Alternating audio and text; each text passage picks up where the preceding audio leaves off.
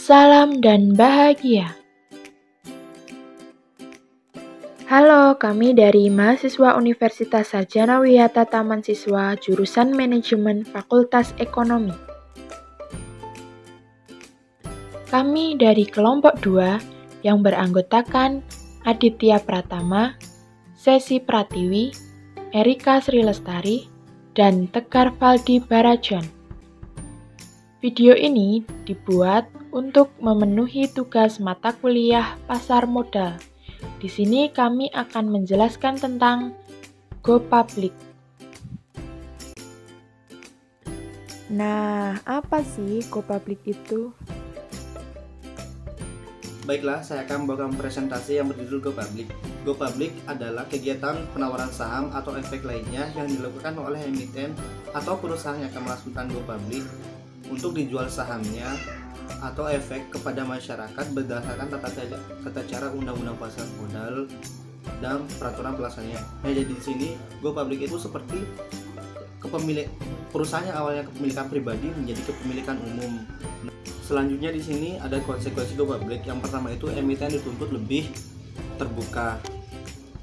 Dengan seperti itu, emiten yang awalnya semulanya tertutup akan semakin terbuka karena perusahaan harus transparansi terhadap operasi perusahaan tersebut. Jika memang perusahaan tersebut operasional tertutup, maka para investor akan ragu untuk melakukan investasi terhadap perusahaan tersebut. Nah, yang kedua di sini konsekuensinya perusahaan dituntut untuk meningkatkan pertumbuhan perusahaan sehingga akan dapat meningkatkan citra perusahaan. Di sini, nah konsekuensi terakhir di sini adalah perusahaan harus mengikuti peraturan pasar modal mengenai kewajiban pelaporan. Nah, di sini gunanya agar tidak terjadi kesalahan seperti kasus yang kita bahas minggu kemarin ya, yaitu kayak contoh kasusnya itu perusahaan memanipulasi harga saham seperti itu. Kemudian ada tujuan Go Public di sini. Yang pertama, mendapatkan dana untuk perluasan usaha atau ekspansi, diversifikasi usaha dan memperbaiki struktur modal perusahaan. Nah, jadi di sini tujuannya itu perusahaan akan melakukan Go Public untuk mengekspansi pasar mereka atau sejenis menambah atau memperluas kawasan pasar dia guna mendapatkan dana yang lebih besar. Nah, yang kedua di sini tujuannya meningkatkan nilai perusahaan. Dengan adanya Go Public, maka nilai perusahaan akan semakin tinggi. Contohnya seperti perusahaan Unilever yang awalnya yang hanya dikenal oleh beberapa kalangan, tapi karena melakukan Go Public maka banyak orang yang maka nilai perusahaan tersebut menjadi semakin tinggi. Nah, kemudian yang ketiga, melepaskan sahamnya untuk mendapatkan keuntungan. Nah, jadinya di sini perusahaan itu melepaskan sahamnya bukan tanpa alasan ya. Perusahaan melepaskan sahamnya guna mendapatkan keuntungan seperti mendapatkan dana segar dari para investor untuk dana operasi perusahaan. Selanjutnya, manfaat Go Public di sini manfaatnya memberikan kesempatan kepada masyarakat untuk turut serta memiliki saham perusahaan. Yang kedua, dapat memperoleh dana yang relatif besar. Dan yang ketiga, emiten lebih dikenal oleh masyarakat. Keempat, promosi tidak langsung dan secara terus-menerus. Yang kelima, image perusahaan menjadi lebih baik. Dan yang terakhir, daya saing perusahaan meningkat. Jadinya di sini manfaatnya kita lihat ya, jenis manfaatnya itu kayak banyak sekali. Jadinya perusahaan kayak tidak promosi terus-menerus, tidak melakukan iklan, cukup melapor kepada BEI saja sudah terdaftar kan. Nah, kemudian para investor bisa melihatnya di sana. Nah, di sini yang di ketiga juga emiten lebih dikenal oleh masyarakat. Jadinya jika emiten melakukan Go Public, maka emiten juga akan semakin dikenal oleh masyarakat karena dia itu sudah Go Public. Jadinya seperti itu. Yang selanjutnya yaitu keuntungan perusahaan Go Public. Yang pertama, perusahaan dapat meningkatkan likuiditas. Semakin banyak investor yang membeli saham tersebut, maka semakin banyak pula modal yang terima perusahaan dari investor luar. Yang kedua, para pendiri perusahaan dapat melakukan diverifikasi untuk mengurangi resiko portofolio mereka. Yang ketiga, memberi nilai suatu perusahaan. Suatu perusahaan dapat dinilai dari harga saham dikalikan dengan jumlah lembar saham yang dijual di pasaran. Yang keempat, perusahaan dapat melakukan merger ataupun negosiasi dengan perusahaan lainnya. Yang kelima, meningkatkan potensi pasar. Banyak perusahaan yang merasa lebih mudah untuk memasarkan produk dan jasa mereka setelah menjadi perusahaan go public. Yang selanjutnya yaitu kerugian perusahaan go public. Yang pertama, laporan rutin. Setiap perusahaan go public secara periodik harus membuat laporan kepada BI secara rutin, baik per kuartal ataupun per tahun. Yang kedua, harus terbuka. Perusahaan go public harus transparan agar data manajemennya diketahui oleh para kompetitornya. Yang ketiga, keterbatasan kekuatan pemilik. Para pemilik perusahaan harus memperhatikan kepentingan bersama para pemegang saham. Tidak bisa melakukan kecurangan dalam mengambil keputusan dan lainnya karena perusahaan tersebut milik publik. Yang keempat, hubungan antar investor. Perusahaan terbuka harus menjaga hubungan antara perusahaan dengan para investornya dan informasi mengenai perkembangan dari perusahaan tersebut. Yang selanjutnya yaitu alasan perusahaan go public. Alasannya untuk meningkatkan modal kerja dalam rangka membiayai pertumbuhan perusahaan, untuk membayar utang, untuk melakukan investasi, untuk melakukan akuisisi sehingga perusahaan memiliki struktur permodalan yang optimal. Alasan yang selanjutnya yaitu dengan menjadi perusahaan publik yang sahamnya diperdagangkan di bursa akan mempermudah akses perusahaan untuk menerbitkan surat utang, baik jangka pendek maupun jangka panjang. Pada umumnya, investor membeli surat utang akan lebih menyukai jika perusahaan yang menerbitkan surat utang tersebut telah dikenal dan memiliki citra yang baik dalam dunia keuangan. Kondisi demikian tentunya tidak hanya akan membantu mempermudahkan penerbitan surat utang, tetapi juga memungkinkan perusahaan untuk menerbitkan surat utang dengan tingkat bunga yang lebih bersaing. Slide 12. Persiapan awal go public. Yang pertama, pembentukan tim IPO internal. Tim khusus ini biasanya dipilih dari karyawan yang sudah mengenal baik seluk-beluk perusahaan. 2. Pembentukan awal. Seperti berapa kisaran dana yang dibutuhkan perusahaan dari IPO, berapa persentase kepemilikan publik maksimal yang diinginkan oleh para pemegang saham pendiri, apakah terdapat ketentuan perizinan dalam peraturan perjanjian atau hal-hal lainnya yang perlu ditindaklanjuti atau dilakukan amandemen sebelum IPO. 3. Penunjukan profesional internal. Untuk membantu perusahaan dalam proses IPO, perusahaan perlu melakukan seleksi atas beberapa pihak seperti penjamin efisi efek, akuntan publik, konsultan hukum, notaris, penjamin, dan biro administrasi efek. Keempat, RUPS dan perubahan anggaran dasar. Dalam tahap persiapan ini, perusahaan mengadakan RUPS untuk memperoleh persetujuan go publik dari seluruh pemegang saham dan penetapan beberapa jumlah saham yang akan ditawarkan oleh publik. 5. Mempersiapkan dokumen untuk go publik dan mencatatkan sahamnya di Bursa Efek Indonesia.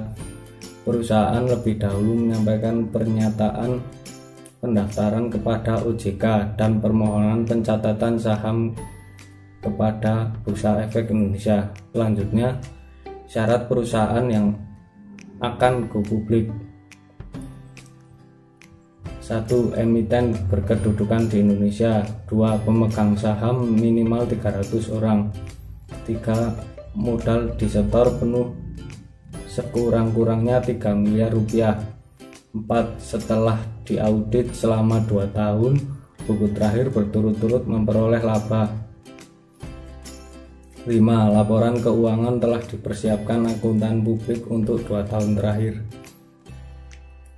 Keenam, yang terakhir, untuk perbankan harus memenuhi kriteria sebagai bank sehat dan memenuhi kecukupan modal sesuai ketentuan Bank Indonesia. Slide ke-14, 4 tahapan proses go publik. Tahap pertama, tahap pengajuan pernyataan pendaftaran. Pengajuan ini dilengkapi dengan dokumen-dokumen pendukung yang kemudian disampaikan pendaftarannya kepada Bapepam hingga Bapepam menyatakan pernyataan pendaftaran menjadi efektif. Tahap kedua, tahap persiapan atau sebelum emisi. Tahap ini mempersiapkan persyaratan sebelum melakukan pendaftaran go publik. Tahap selanjutnya, tahap penawaran saham. Tahap ini merupakan tahapan utama yang mana emiten menawarkan sahamnya kepada masyarakat investor. Investor dapat membeli saham tersebut melalui agen-agen penjual yang ditunjuk. Masa penawaran sekurang-kurangnya 3 hari kerja. Inilah yang disebut dengan pasar perdana. Tahapan terakhir, tahap pencatatan di Bursa Efek. Setelah selesai penjualan saham di pasar perdana, selanjutnya saham tersebut dicatat di Bursa Efek Indonesia. Baik, jadi di sini saya akan melanjutkan presentasi dari teman saya. Proses go public. Proses go public ini terbagi menjadi 3, yaitu sebelum emisi, lalu emisi, dan selanjutnya sesudah emisi. Pada proses sebelum emisi ini terbagi menjadi 2, yaitu proses intern perusahaan dan proses bubble pump. Pada proses intern perusahaan, yaitu yang pertama RSUP rencana go public, yang kedua penunjukan, yang ketiga underwriter, yang keempat profesi penunjang, yang kelima mempersiapkan dokumen, 6 konfirmasi sebagai agen penjual, ketujuh kontrak dengan Bursa Efek, yang ke-8 penandatanganan perjanjian, dan yang ke-9 public expose. Lalu pada proses bubble pump, yaitu yang pertama pernyataan pendaftaran, yang kedua expose terbatas di bubble pump, yang ketiga tanggapan atas, yaitu kelengkapan dokumen, kecukupan dan kejelasan informasi, keterbukaan aspek hukum, akuntansi, keuangan dan manajemen. 4. Komentar tertulis dalam waktu 45 menit. Yang kelima, pernyataan pendaftaran dinyatakan efektif. Lalu selanjutnya, emisi. Di emisi ini terbagi menjadi 2, yaitu pasar primer dan pasar sekunder. Pada pasar primer, yaitu yang pertama penawaran oleh penjamin emisi dan agen penjual. Yang kedua, penjatahan kepada pemodal. Yang ketiga, penyerahan efek kepada pemodal. Lalu pasar sekunder. Pasar sekunder itu yang pertama emiten mencatat sahamnya di Bursa Efek. Yang kedua, perdagangan di Bursa Efek. Lalu proses yang terakhir yaitu sesudah emisi, di mana kita harus ada pelaporan. Yang pertama, pelaporan berkala, baik itu laporan tahunan maupun laporan semesteran.